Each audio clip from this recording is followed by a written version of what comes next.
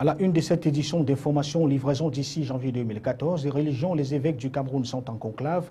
Monseigneur Samir Klida et ses pairs vont examiner du 37e séminaire annuel et sont donc ouverts depuis ce matin dans la capitale économique du Cameroun. Éducation, les élèves sont de retour sur le chemin de l'école et ils ont entamé depuis ce 6 janvier 2014 le deuxième trimestre de l'année scolaire 2013-2014. Et vous aurez dans ce journal les grands enjeux de cette période scolaire. Voilà pour le sommet. Merci de rester sur Camus 24. Bonsoir à tous. C'est donc la toute première livraison de la semaine, la toute 6e édition du journal sur votre télévision. L'information étant en continu, on parle donc de la rencontre religieuse avec les travaux du 37e séminaire annuel des évêques du Cameroun qui se tient depuis ce lundi 6 janvier 2014 à la salle de conférence de la cathédrale Saint-Pierre et Paul de Douala, sous la direction de Monseigneur Samuel Klida, archevêque métropolitain de la ville capitale économique du pays, par devant, présidence de la conférence épiscopale du Cameroun. Les participants venus des 25 diocèses et 5 archidiocèses vont examiner la Caritas au service de la nouvelle évangélisation. Le décor de cette rencontre avait déjà été planté au cours de la messe inaugurale, tenue le dimanche 5 janvier 2014 à l'esplanade de la cathédrale. Une messe à laquelle avaient pris part de nombreux prêtres, mais aussi des fidèles de l'archidiocèse, capitale économique du Cameroun.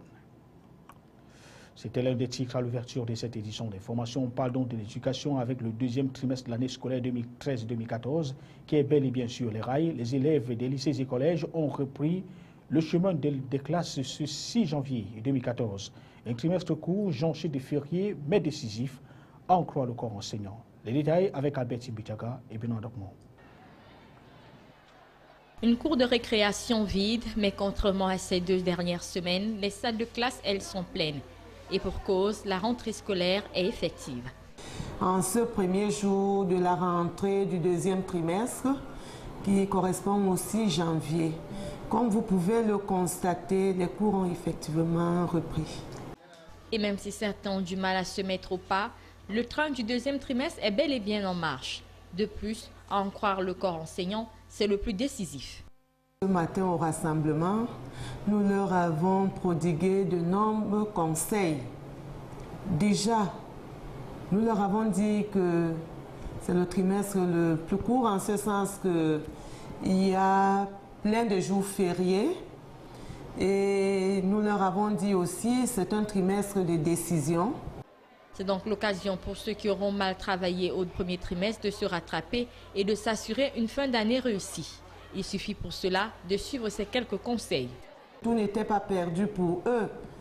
Ils ont mal travaillé pendant le premier trimestre pour ceux qui n'ont pas bien travaillé. Et c'est le moment pour eux de se rattraper. Et comme je le disais tantôt, tout n'était pas perdu et qu'ils avaient encore le temps. L'élève qui a eu par exemple 5 de moyenne au premier trimestre, avec un peu plus d'efforts, peut se retrouver avec 8 au deuxième trimestre, 9 au troisième trimestre et avoir son examen sans difficulté. C'est parti pour 3 bons mois et comme ne cessent de le rappeler les enseignants, la balle est d'abord dans le camp de l'élève. Il est donc désormais sur les rails et c'est un trimestre qui se veut tout simplement décisif pour tous ces élèves qui devraient à son terme combler toutes leurs lacunes en travaillant d'arrache-pied pour que la réussite soit véritablement assurée à la fin de l'année scolaire. Et sur la place qu'occupe le deuxième trimestre dans le calendrier ou alors dans le système éducatif camerounais, retrouvons Alexis Claude Amougou, Sadou Mamoudou et Serge Tetka pour le récit.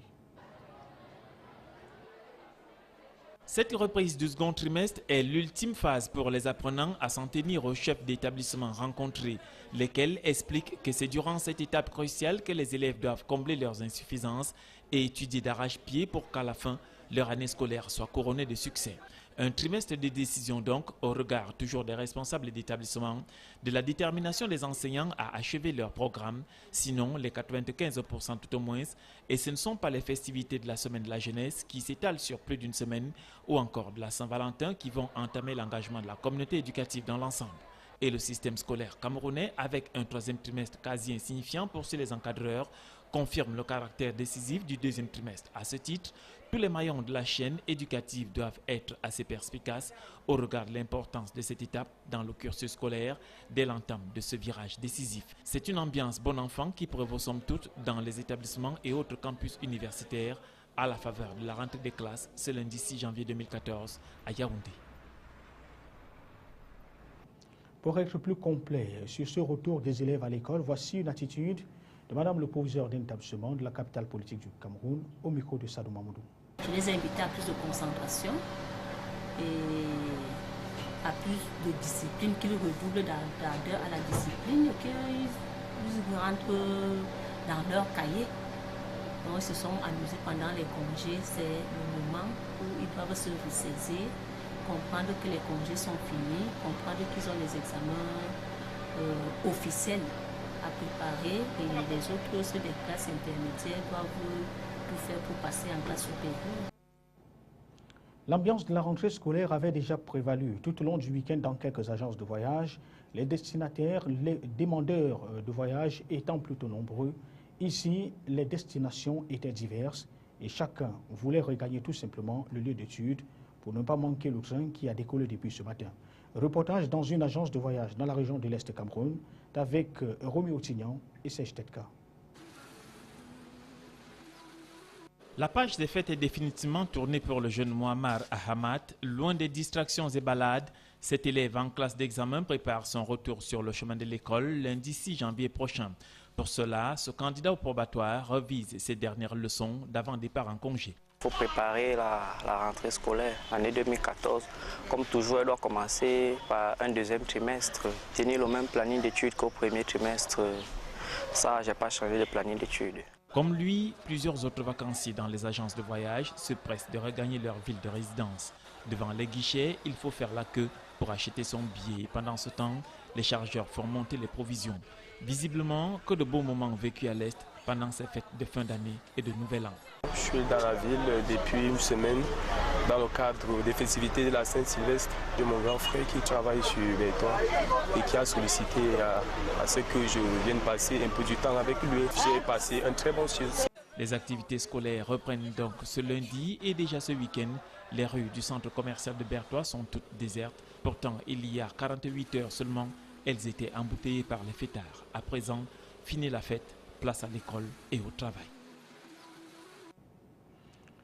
Parlons cette fois de la crise centrafricaine avec la cohabitation qui est plutôt difficile entre les réfugiés de la RCA et les populations du village Giwa Yangamo dans le canton de Bodomo, c'est dans la région de l'Est Cameroun. Le gouverneur de cette partie du pays, Samuel Iva Adiboa, vient d'ailleurs de présider une réunion pour apaiser la tension entre les deux parties et qui se sont affrontés il y a quelques jours.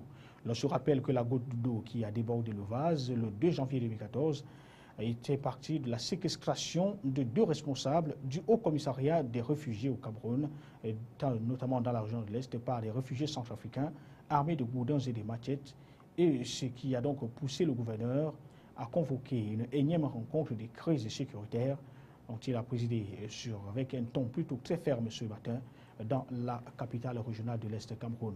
Les deux camps représentés dans la salle par les uns et les autres, par les chefs de la communauté donc des réfugiés, ont émis leur doléance et demandé tout simplement d'arranger la situation. Et c'est une réunion sur laquelle nous reviendrons au cours de nos prochaines éditions d'information. Parlons à présent de la lutte contre le chômage des jeunes avec le Fonds national de l'emploi qui resserre le taux autour du fléau dans la zone urbaine. Le programme spécial pour l'emploi urbain dont il est porteur vient d'engager sa deuxième phase dans la ville de Bafia, c'est dans la région du centre Cameroun. Il est question ici d'un partenariat qui a été noué ce jour même entre le Fonds national de l'emploi et le maire de la ville départementale du Mbamé Inubo. Il est question ici de soutenir des projets initiés par cette tranche de la population inscrite dans les fichiers. Les détails avec Donald Anouzor, Marcel Vodor et Divina Pi pour le récit. Le coordonnateur du programme spécial pour l'emploi urbain, Camille Moutet, par devant directeur général du Fonds national de l'emploi, relève d'entrée de jeu l'importance de ce projet dans un environnement dominé par le manque d'emploi. Une situation accentuée chez les jeunes vivant dans les villes telles que Douala et Yaoundé, où le taux de chômage atteint parfois 24% et 35% respectivement. Le Fonds national de l'emploi, qui est en avant-garde de ce combat, a entre autres conçu le programme spécial pour l'emploi urbain, Une initiative qui a pour objectif principal de créer des emplois de proximité à travers des activités à haute intensité de main-d'œuvre dans les villes du Cameroun. La double cérémonie de clôture de la première et du lancement de la deuxième phase du programme dans la ville de Bafia permet, pour ainsi dire, d'évaluer le travail abattu jusqu'ici. Vous avez 4038 mètres carrés de chaussées nettoyées. Vous avez des caniveaux construits en maçonnerie de pierre. Vous avez des arbres, 238 arbres élagués. Et vous avez une ville qui est propre, à l'appréciation de toutes les populations.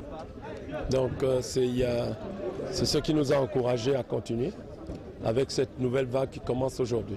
Les réalisations de la première phase qui vient de s'achever avec la remise des certificats de travail au personnel l'ayant constitué ont rénové l'image de la voirie urbaine de Bafia. La deuxième phase du programme lancé ce jour et qui a le mérite d'employer plus d'une cinquantaine de jeunes avec contrat de travail en main repose sur un appui financier de 28 millions de francs CFA, supporté à hauteur de 56% par le Fonds national de l'emploi et à 44% par la mairie de Bafia.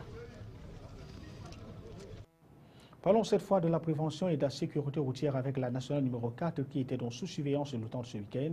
Les éléments du peloton motorisé de la ville de Bafia en charge du contrôle sur le tronçon Bokito-Makenene ont redoublé d'heures de travail en prélude à la rentrée scolaire du second trimestre. Des équipes de surveillance dirigées par le colonel Iak Magloire Roger étaient encore à pied d'œuvre le week-end donc pour traquer les automobilistes malveillants.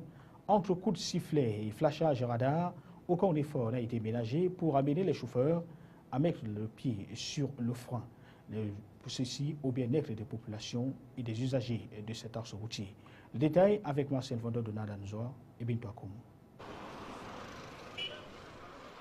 Ce 5 janvier, sur l'axe Yaoundé-Bafoussam, l'ambiance est celle des jours ordinaires. Et pourtant, les automobilistes en provenance de Yaoundé, autant que ceux sortant de la région de l'Ouest Cameroun, ne se doutent pas du déploiement sécuritaire mis en place au lieu dit Bapé depuis près de 2 semaines. Le bilan est largement positif. Les accidents de la circulation ont baissé considérablement. Et la gendarmerie est présente encore sur le terrain à la veille des rentrées scolaires. Un bilan élogieux auquel il faut associer la politique de sensibilisation mise sur pied pour minimiser les accidents de la route. Malgré la sensibilisation faite par la gendarmerie par rapport aux problèmes de circulation routière, les Camerounais n'ont pas compris que l'excès de vitesse, le non-port de la ceinture de sécurité, le chevauchement de lignes continues doit être omis, n'est-ce pas, de leur comportement. Après les fêtes de fin d'année sans hécatombe, la campagne de prévention des accidents et de sécurité routière, qui prend une légère pause ce 6 janvier 2014, pourrait tout aussi gagner le pari d'une rentrée scolaire sans accident. À l'étranger, dans cette édition d'information, on parle d'antisémitisme avec le spectacle de Dieudonné qui est en voie d'être interdit. Il est prévu pour jeudi prochain à Nantes. Et puis, on parle également de cette enquête avec des nourrissons morts à Chambéry et un laboratoire normand qui procède désormais à des vérifications. Le résumé de l'actualité internationale avec la rédaction de C24. Le spectacle de Dieudonné jeudi à Nantes pourrait être interdit. C'est ce que laisse entendre la porte-parole du gouvernement Nadia Vallaud-Belkacem. Une circulaire qui permettrait de prendre des dispositions pour empêcher la banalisation des propos antisémites doit être envoyée très prochainement au préfet. Cette dernière recommanderait d'interdire un spectacle dès lors qu'il y a atteinte à l'ordre public. Dans le drame des 3 nourrissons morts à l'hôpital de Chambéry, le laboratoire normand procède à des vérifications pour savoir si c'est lui qui a fabriqué les poches alimentaires mises en cause. Seule certitude pour l'instant, les poches en question viennent d'un laboratoire français hors façonneute. L'autre fabricant de ces poches a indiqué ne pas fournir l'hôpital de Chambéry. Oui, le prix des appartements et maisons anciens baisse. Non, ils ne vont pas s'effondrer. C'est le constat des agents immobiliers, notamment du réseau Century 21, qui estime le repli à 1,8% du prix moyen au mètre carré. Le mouvement de baisse de prix timidement ébauché en 2012 se confirme. Le marché de l'immobilier ancien reste toutefois soutenu par le taux d'intérêt historique. Maliki lance un appel aux habitants de la ville de Fallujah. Il leur demande de chasser les insurgés liés à Al-Qaïda. Le Premier ministre irakien entend ainsi éviter un assaut de l'armée et épargner la population. Fallujah est depuis plusieurs jours sous le contrôle des combattants de l'État islamique en Irak et au Levant, un groupe extrémiste sunnite. Bien, retenue de cette édition d'information, la 6e livraison de ce mois de janvier, la première de la semaine. On parle de religion avec les évêques du Cameroun qui sont en conclave. Monseigneur Samuel Cléda et ses pairs sont à examiner la Caritas au service de la nouvelle évangélisation. C'est donc dans le cadre de leur 37e séminaire annuel dont les travaux se tiennent depuis ce matin à Douala, à l'archidiocèse même, c'est-à-dire à la cathédrale Saint-Pierre-et-Paul. Et puis on a également parlé d'éducation avec les élèves qui sont de retour à l'école. Ils ont entamé depuis ce 6 janvier 2014 le deuxième trimestre de l'année scolaire 2013-2014. La finalité ici, c'est déjà de préparer les examens de fin d'année. L'information est en continu sur Camus 24 et au nom de toute l'équipe, nous vous souhaitons de passer une excellente semaine en compagnie de nos programmes qui se poursuivent. Bonsoir.